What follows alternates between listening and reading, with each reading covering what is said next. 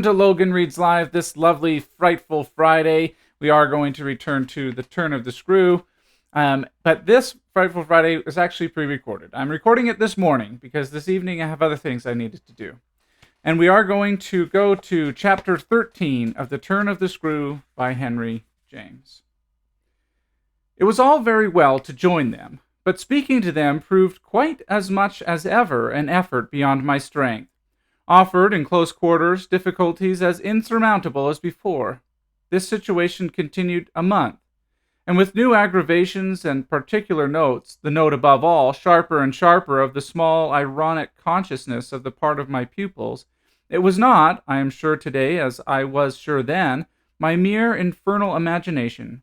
It was absolutely traceable that they were aware of my predicament, and that this strange relation made, in a manner, for a long time, the air in which we moved. I don't mean that they had their tongues in their cheeks or did anything vulgar, for that was not one of their dangers. I do mean, on the other hand, that the element of the unnamed and untouched became between us greater than any other, and that so much avoidance could not have been so successfully effected without a great deal of tacit arrangement.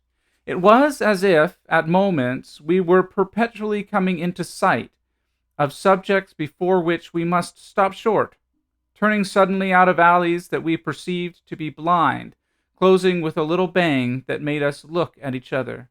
For like all bangs, it was something louder than we had intended.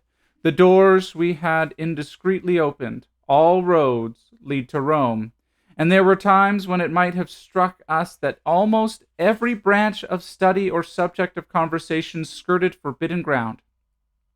Forbidden ground was the question of the return of the dead in general and of whatever, in especial, might survive in memory of the friends little children had lost.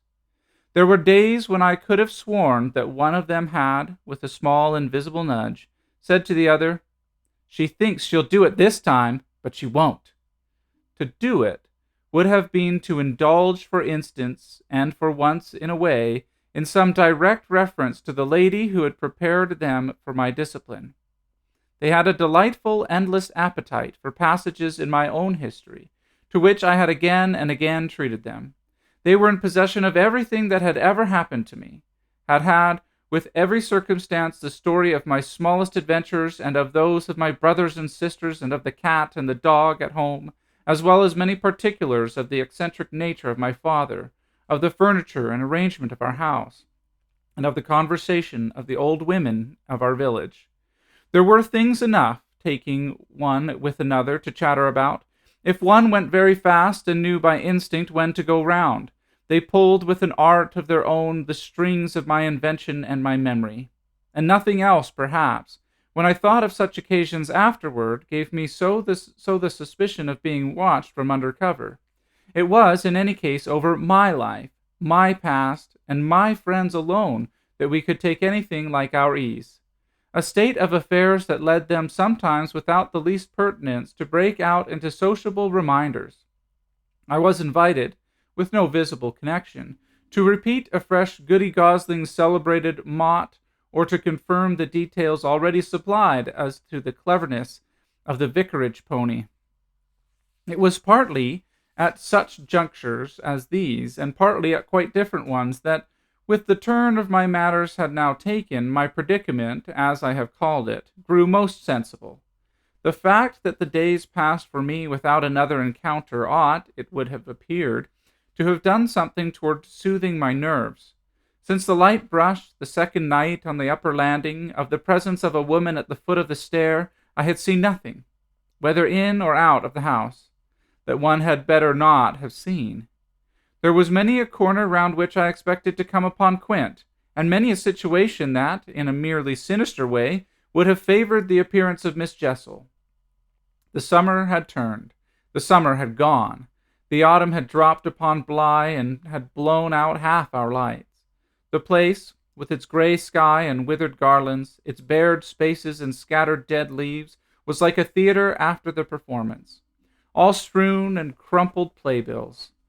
There were exactly states of the air, conditions of sound and of stillness, unspeakable impressions of the kind of ministering moment that brought back to me long enough to catch it, the feeling of the medium in which that June evening out of doors I had had my first sight of Quint, and in which, too, at those other instants I had, after seeing him through the window, looked for him in vain in the circle of shrubbery.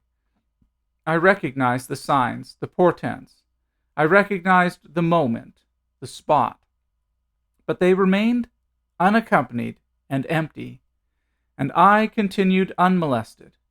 If unmolested one could call a young woman whose sensibility had, in the most extraordinary fashion, not declined, but deepened. I had said in my talk with Mrs. Gross on that horrid scene of Flora's by the lake, and had perplexed her by so saying, that it would from that moment distress me much more to lose my power than to keep it. I had then expressed what was vividly in my mind, the truth that whether the children really saw or not, since that is, it was not yet definitely proved, I greatly preferred, as a safeguard, the fullness of my own exposure. I was ready to know the very worst that was to be known. What I had then had an ugly glimpse of what that my eyes might be sealed just while theirs were most opened. Well, my eyes were sealed, it appeared at present, a consummation for which it seemed blasphemous not to thank God. There was, alas, a difficulty about that. I would have thanked him with all my soul had I not had in a proportionate measure this conviction of the secret of my pupils. How can I retrace today the strange steps of my obsession? There were times of our being together when I would have been ready to swear that literally in my presence, but with my direct sense of it closed, they had visitors who were known and were welcome. Then it was that, had I not been deterred by the very chance that such an injury might prove greater than the injury to be averted, my exultation would have broken out. They're here, you little wretches, I would have cried, and you can't deny it now.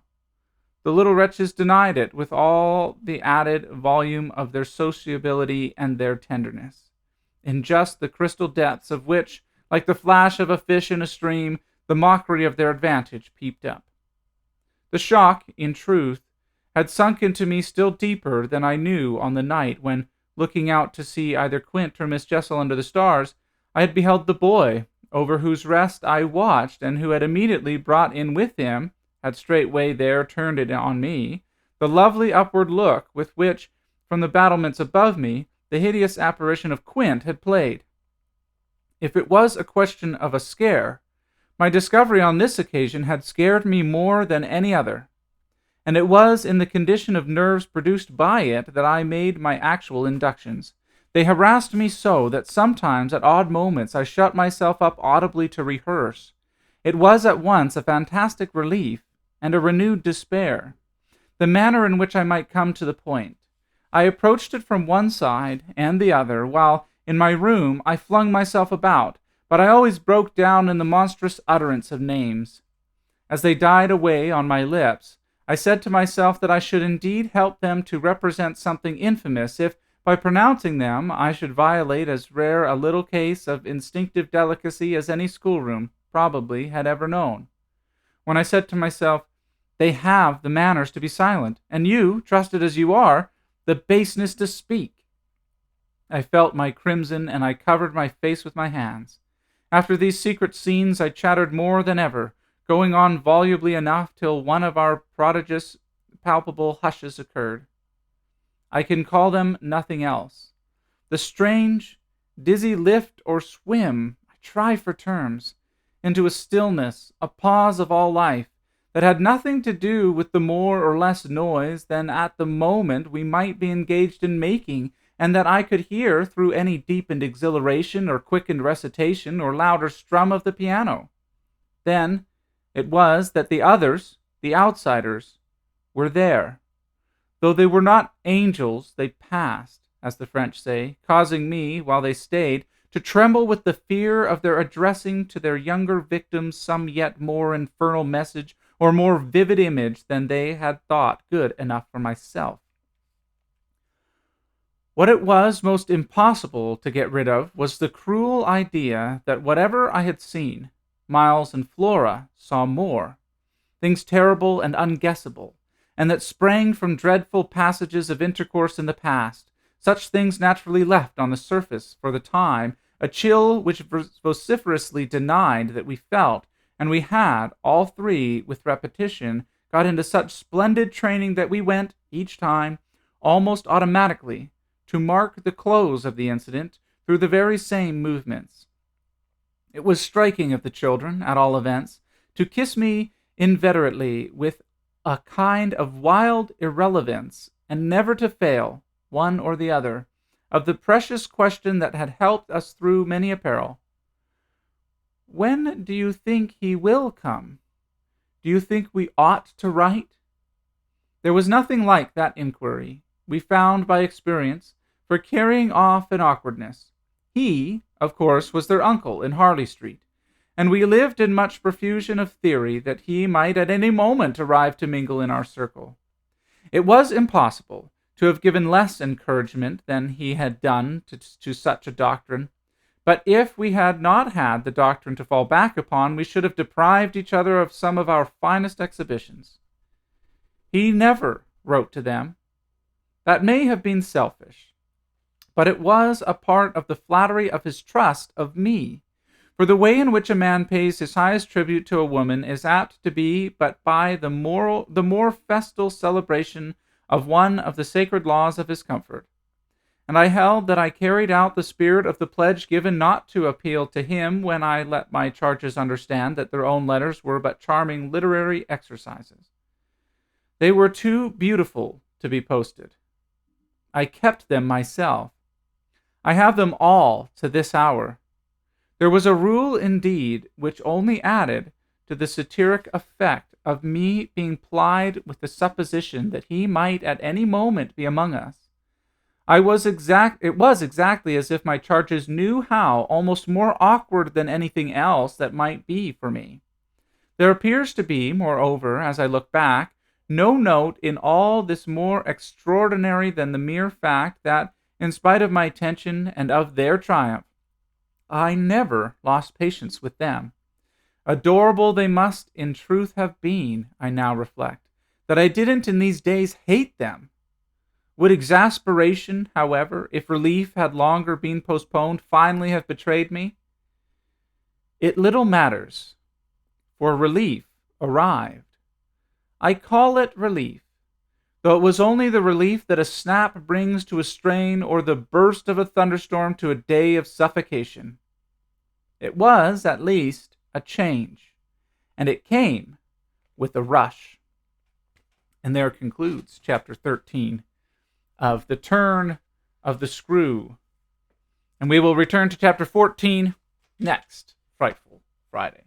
Anyways, thank you so much for coming and listening to Logan Reads Live. Logan Reads Live Frightful Friday is presented by Rosalind and Jane, where you can find the classic 3 Kids shirt, which is made from soft cotton and features a fun saying for any mom or dad of 3 kids. The short sleeve crew neck design is comfortable to wear and is sure to bring a smile to all who see it. And you can see it by following the link in the description down below. There is, of course, also a link to rosalindandjane.com where you can find the whole beautifully curated collection of women's clothes. Thank you so much for coming. Have a good night. Bye for now.